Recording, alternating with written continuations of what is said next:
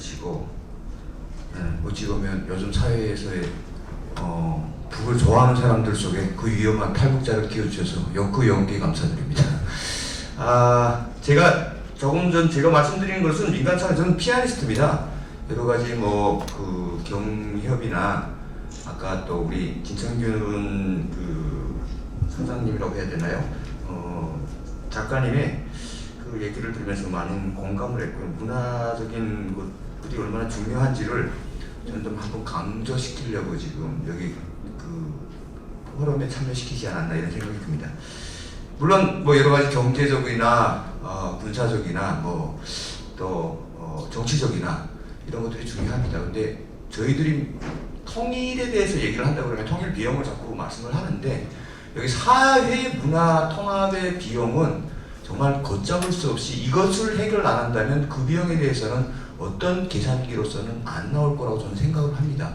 왜냐하면 물론 북한이 3만 불 시대가 온다라고 계산을 했을 때 경제적으로는 부유해서 그들과 어떤 여러 가지의 어떤 생각들을 나눌지는 몰라도 그 안에 사는 사람들의 어떤 문화적인 차이에 대한 어떤 그 생각들을 어떻게 남북이 통합을 할 것인가, 이런 것들에 대해서는 사실 민간 차원에서의 문화 교류가 먼저 진행을 돼서 그것들이 안착이 돼야지 뭔가 미래의 통일이 됐을 때 좀 더 우리가 바라는 또 그런 통일이 되지 않을까. 저는 솔직히 문화 차원에서의 어떤 문화 교류적인 어떤 양보와 이해와 이런 것들이 없다 그러면 차라리 통일 안 하기보다도 못하다. 저는 사실 이런 생각을 가지고 있는 사람입니다. 그래서 그런 생각을 해봤을 때, 물론 아까 우리 그 성금의 그 작가님도 저는 정말 무서웠어요. 정말 급변 상태가 되면 이런 상황이 벌어진다고 상상을 해봐도 저도 무서운데 그런 일이 정말 일어나지 말았으면 좋겠고요. 제가 생각했던 민간 차원의 남북 교류 활성화 방안, 이런 그 얘기를 한번 해보려고 합니다. 저는 그 평양 음대를 나왔고요. 평양에서 러시아 차이콥스키 국립음악원을 나왔습니다. 그리고 북한 대학원에 여기서 그 북한 대학원 대학교의 박사과정 수료했고요.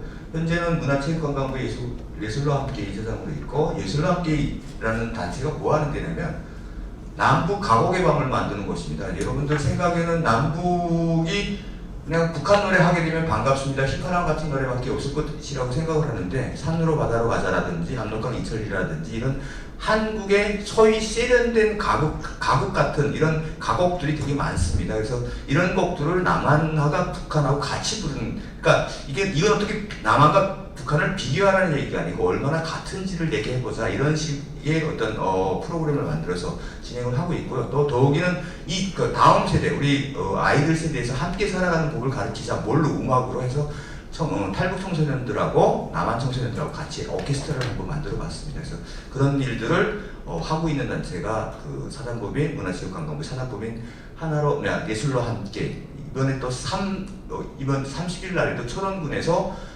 철원군 주최를 해가지고 철원군의 예산을 좀 받아가지고 남북 철원군 청소년들하고 우리 탈북 청소년들하고 같이 음악회도 하고 이런 일들을 하는 단체입니다. 자, 여러분들 음악의 힘은 강하다는 건 그야말로 다 아시겠죠. 근데 사실은 제가 여기 북한에서 음악을 배우고 오히려 음악인의 생활은 남한에서 더 많이 했습니다. 근데 남한의 음악인 생활이 얼마나 처절하고 정말 얼마나 가여운지는 더 잘 아시겠지만, 저는 제가 이런 생각을 해봅니다. 우리나라 음악 수준은요, K-팝 하나만 봐도, 우리나라 또 클래식 수준만 봐도 우리나라 토종들, 그러니까 외국에 가서 안 배우고 외국 콩쿠르 가서 1등, 2등 당당히 합니다. 그런 수준 높은 나라인데 꼭 정치 때문에 음악이 공연이 되고 안 되고 합니다. 저는 솔직히 경제나 문화적으로는 우리나라가 한국의 선진국이라고 인정을 합니다. 하지만 정치적으로는 상당히 후진국이라고 생각하는 사람의 한 사람으로서 저는 이 남북 간의 문화 교류마저도 정치 여건에 따라서 자꾸 흐름을 타고, 그다음에 때에 따라서 자꾸 시기를 타더라고요. 그래서 이거는 좀 아닌 것이 아닌가, 이런 입장을 하면서, 사실 음악만큼 사람을 감동시키고 또 하나로 만들게 하는 이런 계기는, 그 개체는, 매개체는 없다고 생각합니다. 그런 음악을 잘 활용을 한다 그러면 우리 또 특히 어떤 정치적인 이유가 아닌 민간 차원의 음악 교류, 문화 교류를 한다고 하면 우리의 사이가 남북 사이가 더 좀 가까워지지 않을까라는 기대를 한번 해봅니다. 그러면 우리 그 교류가 언제부터 해왔는지 이게 지금 2000년 평양 학생 선연예술단의 서울 공연 모습인데요. 사실 첫 번째 교류가 85년도에 있습니다. 그 남북 공연을 시작을 해서 90년도에 최초의 민간 차원의 공연으로 성면 통일 전통 음악회가 열렸고요. 그리고 2002년에 8.15 민족통일대회 북측 예술단 초청 경연, 그러니까 북측에서 서울로 나와서 공연한 겁니다. 이래서 결국에는 2018년에 평창올림픽 그 성공기념 3중 관람단의 서울 공연이 있었죠. 저는 이 공연은 상당히 제가 조금 제 개인으로서도 의미가 있었던 게 그 공연장에 제가 여기 그 국립극장에서 공연을 할 때 공연장에 갔었습니다. 초청을 받고 그때 막 그 로또처럼 거의 뭐 표를 뽑고 갔었지 않습니까? 근데 그 분위기, 그러니까 결국에는 추첨을 통해서 왔기 때문에 거기는 뭐 북한을 뭐 싫어하는 사람도 있었을 거고 뭐 그러다가 좋아하진 않아도 북한에 대해서 뭐 좋은 감정이 있는 사람도 있을 거고, 하지만 공연장의 분위기는 어느 것보다도 뜨거웠고 그때만큼은 하나가 되더라고요. 공연의 힘은 바로 이런 거라고 생각을 합니다.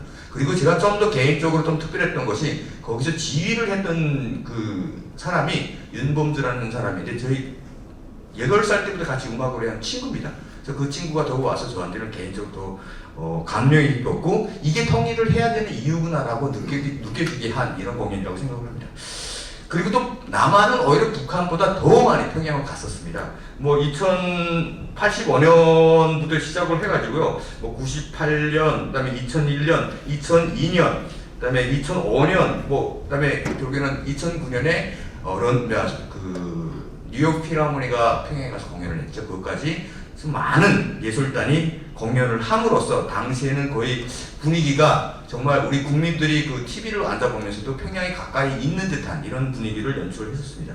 그리고 2018년 남북평화협력기원 평양공연 봄이 온다를 통해 가지고 평양에서 다시 한번 남북의 어떤 문화교류에 대한 절실함을 한 번 더 느끼게 하는 공연이 아니냐 이렇게 생각합니다.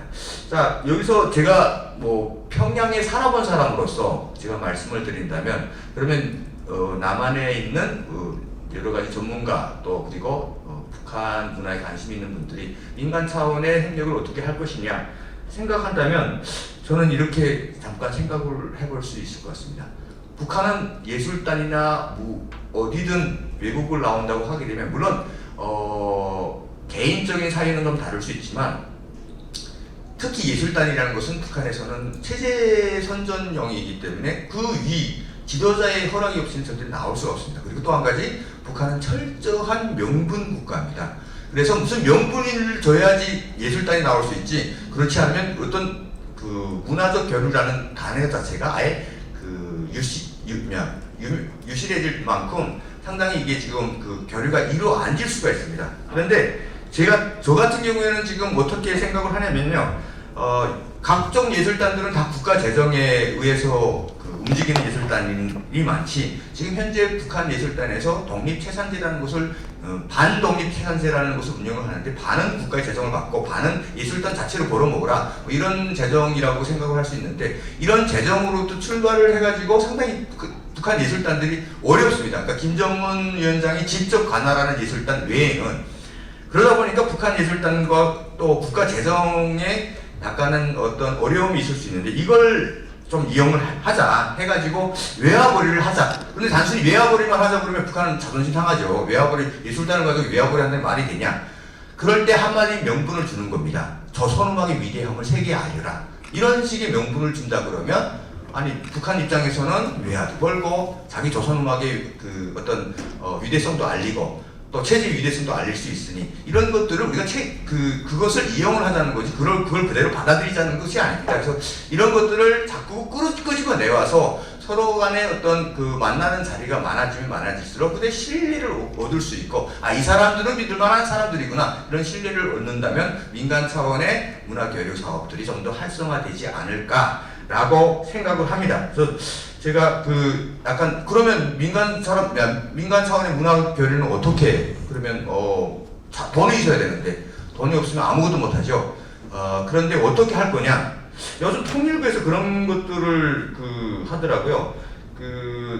정부 승인 없이 지자체별로 남북 대북 사업을 직접 할 수 있는 이런 행정법안을 지금 발의 중에 있더라고요. 근데 그런 것들을 적극 활용을 한다고 하면 현재 지방자치제에 가는 대북 사업 중에 문화교류 사업 하나 끼워 넣는 거죠. 그럼 그 사업의 딱딱함도 좀 유연해지고 여러 가지 우리가 얻을 수 있는 여러 가지 방안이 있지 않을까 이렇게 한번 생각을 해봅니다.